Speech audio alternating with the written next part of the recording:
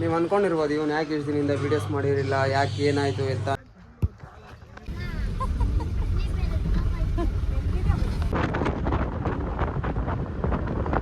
ಈ ಕಲ್ಲುಗಳೇನಿದೆ, ಈ ಕಲ್ಲುಗಳು ಆಂಜನೇಯನ ಪಂಚಮುಖಿ ಆಂಜನೇಯನ ದೇವಸ್ಥಾನಕ್ಕೆ ಹಾಸಿಗೆ ಅಂತ ಹೇಳಿದ್ದು ಅವಾಗ. ಆಂಜನೇಯಂದು ಪೇಂಟಿಂಗ್ ನೋಡ್ರಿ ಎಷ್ಟು ಚೆನ್ನಾಗಿ ಮಾಡವ್ರೆ ಇಲ್ಲಿ ಯಾವುದೋ ಒಂದು ದೇವಸ್ಥಾನದಲ್ಲಿ.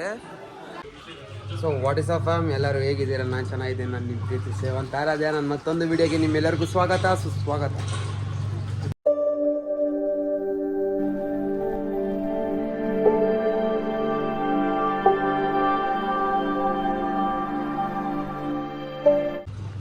ನೀವು ಅಂದ್ಕೊಂಡಿರ್ಬೋದು ಇವನು ಯಾಕೆ ಇಷ್ಟು ದಿನದಿಂದ ವೀಡಿಯೋಸ್ ಮಾಡಿರಲಿಲ್ಲ, ಯಾಕೆ ಏನಾಯಿತು ಅಂತ ಅಂದ. ಬಟ್ ನನಗೆ ಹುಷಾರೇ ಇರಲಿಲ್ಲ, ಸ್ವಲ್ಪ ಕೆಲಸ ಇತ್ತು, ಹಂಗೆ ಬ್ಯುಸಿ ಇದ್ದೆ, ಅದಕ್ಕೆ ವೀಡಿಯೋಸ್ ಮಾಡೋಕ್ಕಾಗಿರಲಿಲ್ಲ. ಇವತ್ತಿಂದ ಮಾಡ್ತೀನಿ.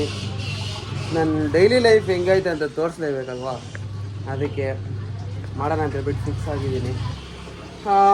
ಮಾಡೋಣ. ಬೆಳಗ್ಗೆ ಎದ್ದು ಸ್ನಾನ ಮಾಡಿ ದೇವಸ್ಥಾನಕ್ಕೆ ಹೊರಟು ಬಂದು ಟಿಫನ್ ತಿಂದ್ಬಿಟ್ಟು ಇವಾಗ ಸುಮ್ಮನೆ ಕೂತ್ಕೊಂಡಿದ್ದೀನಿ. ನಮ್ಮ ವಿನಯನು ಟೀ ಕುಡಿಯೋಕೆ ಹೋಗೋಣ ಅಂತಂದ, ಯಾವುದನ್ನು ಮಸ್ತಾಗಿರೋ ಟೀ ಕುಡಿಯೋಕೆ ಹೋಗೋಣ ಅಂತಂದ. ನಾನು ಹೇಳಿದೆ ತಿನ್ಲಿಕ್ಕೆ ಹೋಗೋಣ ಗುರು ಅಂತಂದೆ. ಸರಿ ಬಾ ಗುರು, ಆರಾಮಾಗಿ ಹೊರಟು ಬರೋಣ ಅಂತ ಹೇಳೋನು. ಹೋಗ್ಬಿಟ್ಟು ತಿನ್ಲಿಕ್ಕೆ ಹೋಗಿ ಟೀಗೆ ಕುಡ್ಕೊಂಡು ಮತ್ತೆ ವಾಪಸ್ ಬರೋದು ಅಷ್ಟೇ. ಬರ್ರಿ ಹೋಗಿ ಹಿಂಗೆ ಏನು ಎತ್ತಂತೆಲ್ಲ ತೋರಿಸ್ತೀನಿ, ಹೊರಟು ಬರೋಣ.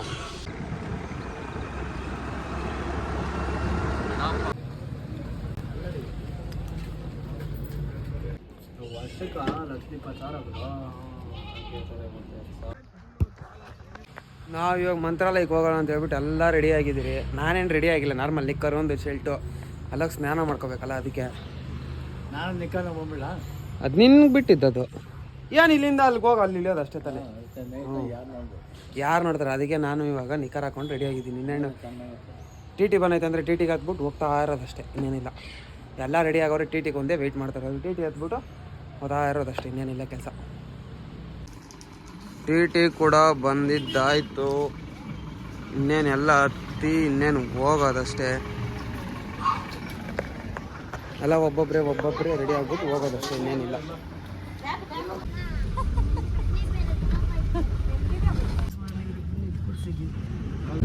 ನನಗಂತೂ ಸಖತ್ ನಿದ್ದೆ ಗೊತ್ತೈತೆ, ಏನು ಮಾಡೋದು ಗೊತ್ತಿಲ್ಲ.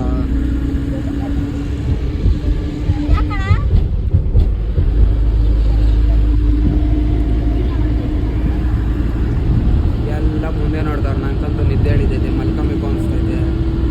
ನಾ ಟೈಮ್ ಬಂದು 9 ಗಂಟೆ. ನಿದ್ದೆ ಹೋಗಿ ಜಾಸ್ತಿ ದಿನ ಆಯ್ತು, ಇವಾಗ ನಿದ್ದೆ ಬರ್ತೈತೆ, ತಣ್ಣ ಗಾಳಿ ಇದೆ ಅಂದ್ಬಿಟ್ಟು ಮಲ್ಕೊಂಬಿಡ್ತೀನಿ ಒಂದು ಸ್ವಲ್ಪ ಹೊತ್ತಷ್ಟೇ, ಏನು ಮಾಡೋಕ್ಕಾಗಲ್ಲ. ಏನೋ ತಗೊಂಡು ತಿನ್ನೋಕೆ ಇವರು ಬೇಕ್ರಿ ಹತ್ರ ಎಲ್ಲ ಹಾಕವ್ರೆ.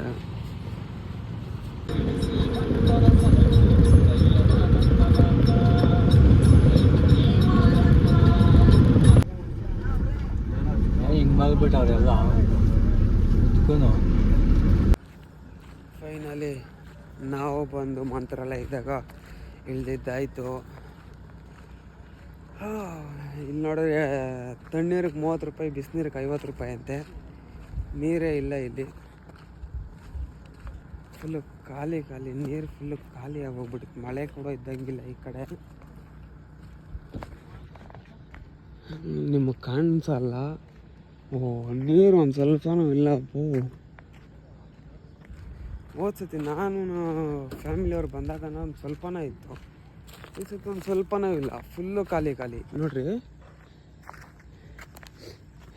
ಇದು ನೀರಲ್ಲ, ನೆರಳು.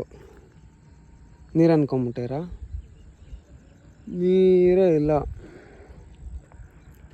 ಫುಲ್ಲು ಖಾಲಿಯಾಗಿ ಹೋಗ್ಬಿಡುತ್ತೆ.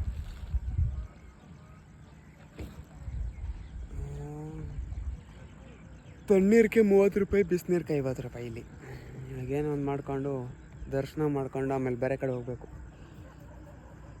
ಸ್ನಾನ ಮಾಡ್ಕೊಂಡು ಆಮೇಲೆ ಮತ್ತೆ ನಿಮಗೆ ಸಿಗ್ತೀನಿ.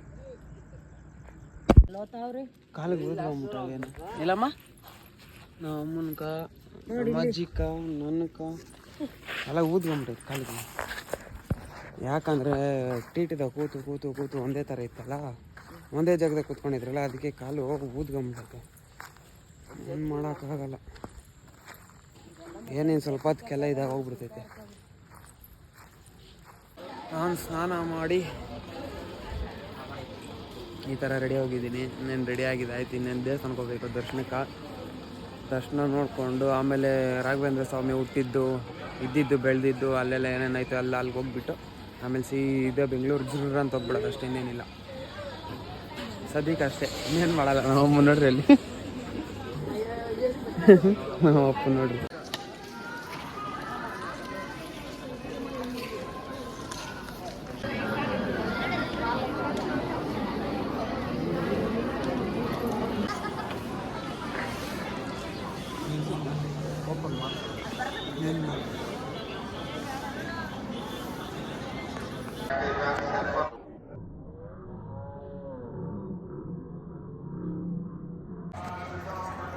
ದೇವ್ರ ದರ್ಶನ ಮುಗಿಸ್ಕೊಂಡು ಇವಾಗ ಪಂಚಮುಖಿ ಆಮೇಲೆ ಅವರು ರಾಘವೇಂದ್ರ ಸ್ವಾಮಿ ಎಲ್ಲೆಲ್ಲಿದ್ರು ಏನೇನು ಮಾಡಿದ್ರು ಅಲ್ಲೆಲ್ಲ ಹೋಗೋಣ ಅಂತ ಹೇಳ್ಬಿಟ್ಟು ಹೋಗ್ತಾ ಇರೋದು. ದರ್ಶನ ಕರೆಕ್ಟಾಗಿ ಅರ್ಧ ಅವರ್ಗೆ ಆಗುತ್ತೆ, ದರ್ಶನ ಬೇಗ ಆಗೋಯ್ತು ಆರಾಮಾಗಿ. ಪೀಸಾಗಿ ಅವರಿದ್ದ ಸ್ಥಳ, ಅವ್ರು ವಾಸ ಮಾಡಿದ್ದು ಏನೇನು ಮಾಡಿದ್ರು ಅಲ್ಲಿಗೆ ಹೋಗ್ಬೇಕು ಅಂತ ಹೇಳ್ಬಿಟ್ಟು ಹೋಗ್ತಾ ಇದ್ದೀನಿ. ಬರೀ ನಿಮಗೂ ತೋರಿಸ್ತೀನಿ ಹೋಗ್ತಾ ಹೋಗ್ತಾ ಏನೇನು ಮಾಡೋದು ಎತ್ತ ಅಂತ ಹೇಳ್ಬಿಟ್ಟೆಲ್ಲ. ಟಿಫನ್ ತಿನ್ನೋ ಕುತ್ಕೊಂಡಿದ್ದೀರಿ ಎಲ್ಲ.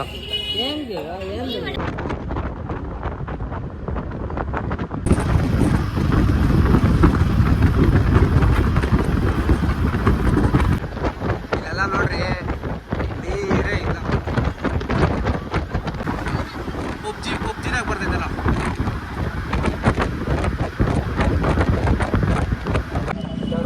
ಇಲ್ಲಿ ಯಾವುದೋ ಪಂಚಮುಖಿ ಆಂಜನೇಯನ ದೇವಸ್ಥಾನ ಅಂತೆ. ಪಂಚಮುಖಿ ಆಂಜನೇಯನ ದೇವಸ್ಥಾನಕ್ಕೆ ಬಂದಿದ್ದೀರಿ. ಇಲ್ಲೇನೋ ಬರ್ದವ್ರೆ, ತೋರಿಸ್ತೀನಿ ನೋಡ್ರಿ ನಿಮಗೆ. ವೀರಭದ್ರ ಸ್ವಾಮಿ ಬಂದು ಇಲ್ಲಿ ಧ್ಯಾನ ಮಾಡ್ತಾ ಇದ್ದಿದ್ದು. ಪಂಚಮುಖಿ ಆಂಜನೇಯನ ದೇವಸ್ಥಾನ ಅಲ್ಲೂ ಅಷ್ಟೇ.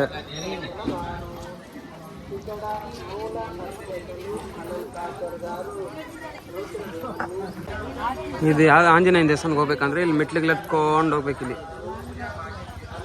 ಪಂಚಮುಖಿ ನೋಡ್ರಿ, ಮೆಟ್ಲಿಗೆ ಹತ್ಕೊಂಡು ಹೋಗ್ಬೇಕು. ಇಲ್ಲಿ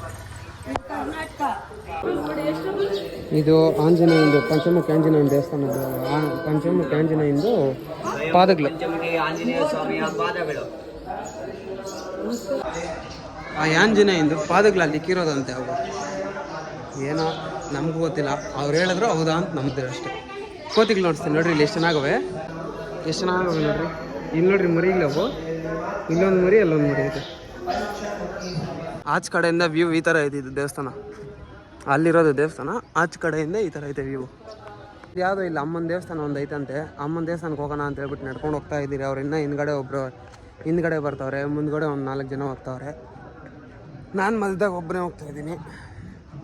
ಏನು ಮಾಡೋಕ್ಕಾಗಲ್ಲ, ಅಮ್ಮನ ದೇವಸ್ಥಾನಕ್ಕೆ ಹೋಗ್ಬೇಕಲ್ಲ, ಅದಕ್ಕೆ ಹೋಗೋಣ ಅಂತ ಹೇಳ್ಬಿಟ್ಟು ಹೋಗ್ತಾ ಇರೋದು ಅಮ್ಮನ ದೇವಸ್ಥಾನ ಹತ್ರ. ಈ ಕಲ್ಲುಗಳೇನಿದೆ, ಈ ಕಲ್ಲುಗಳು ಆಂಜನೇಯನ ಪಂಚಮುಖಿ ಆಂಜನೇಯನ ದೇವಸ್ಥಾನಕ್ಕೆ ಹಾಸಿಗೆ ಅಂತ ಇದು. ಅವಾಗ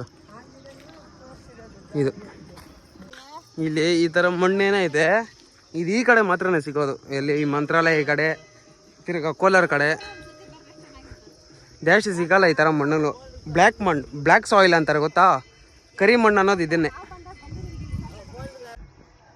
ಬೆಳಗಿಂದ ಎಷ್ಟು ನೀರು ಕುಡಿತಾ ಇದ್ದೀರಿ, ಆದ್ರೂ ದವ್ರ ಆಗ್ತೈತೆ. ಎಷ್ಟು ನೀರು ಕುಡಿದ್ರೂ ಸಾಲ್ತಾ ಇಲ್ಲ. ಸಖತ್ ಬಿಸಿಲೈತೆ, ಏನು ಮಾಡೋದಪ್ಪ ಈ ಬಿಸಿಲಾಗ, ಸಖತ್ ಕಷ್ಟ ಆಗೋಗ್ಬಿಡ್ತೈತೆ. ಇಲ್ಲೊಂದು ಬಂಡೆ ಐತೆ, ತೋರಿಸ್ತೀನಿ ನೋಡ್ರಿ.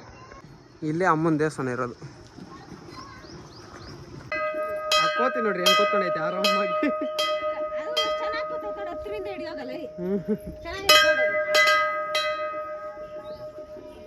ಇದು ನೋಡ್ರಿ ಹೆಂಗ್ ಮಲ್ಕೊಂಡೈತೆ.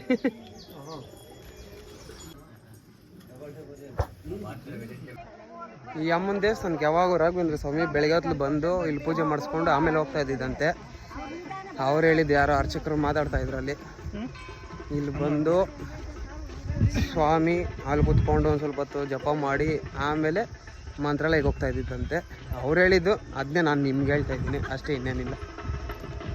ಯಾಕಮ್ಮ ಮನೆಗಿದೆ ಇರೋದು? ಅವ್ರು ಹೇಳಿದ್ದು ನಾನು ಹೇಳ್ಬೇಕಷ್ಟೇ, ಇನ್ನೇನು ಹೇಳೋದು.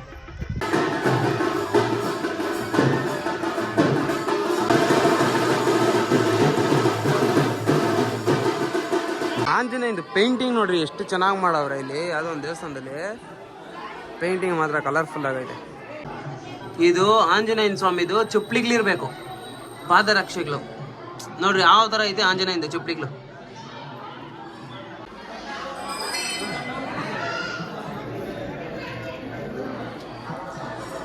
ಅಲ್ಲಿ ಯಾರೋ ಒಬ್ರು ಮದುವೆ ಮಾಡ್ತಾವ್ರೆ. ಎಷ್ಟು ಜನ ಅವರೇ, ಹೆಂಗೈತೆ, ಯಾವ ಥರ ಮಾಡ್ತಾರೆ.